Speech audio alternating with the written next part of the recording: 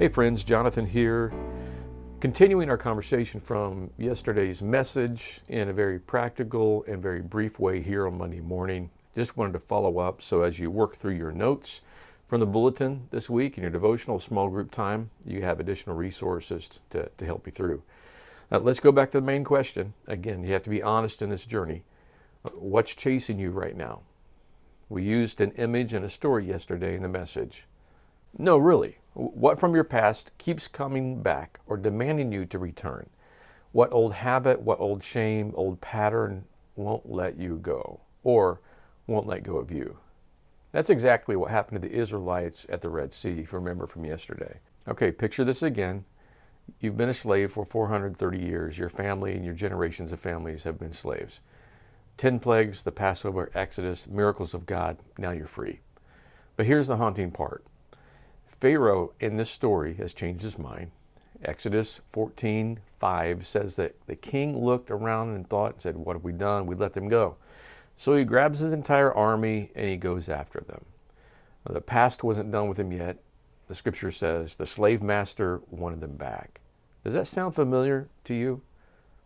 Now the Israelites are standing at the Red Sea, behind them Pharaoh's army, before them the impossible sea, and on the right there is this mountain and wilderness that is insurmountable or takes days and slows them down. They're trapped, they're in a panic, and they actually say to Moses, maybe we should go back to Egypt. At least slavery was familiar to them. They had a way of life, they had a steady meal, hard work, brutal conditions.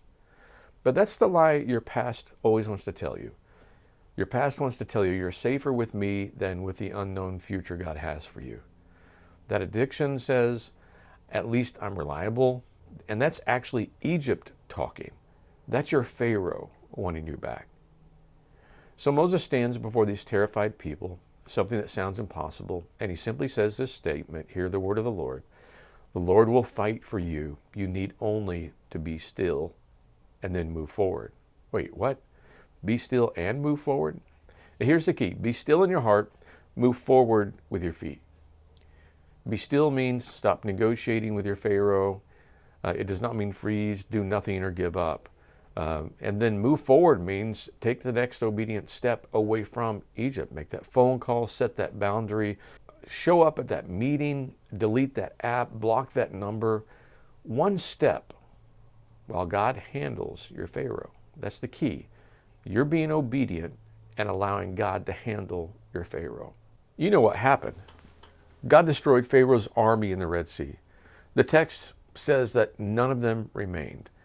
This is really important because there was a total, permanent victory over that battle. That didn't mean that the Israelites would not have battles to face ahead of them.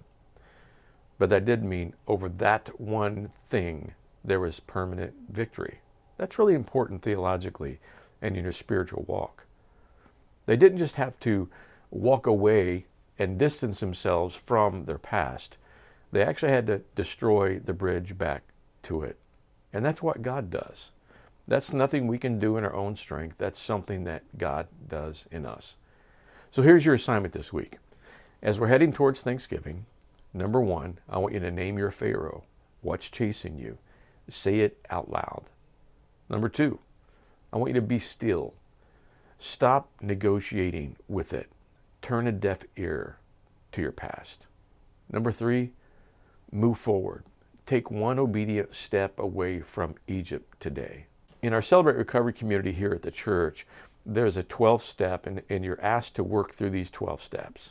That's that moving forward. That's that taking one step at a time, one obedient step at a time away from Egypt. And that's what I'm challenging you to do. Name your Pharaoh, be still, and then move forward, take that next step.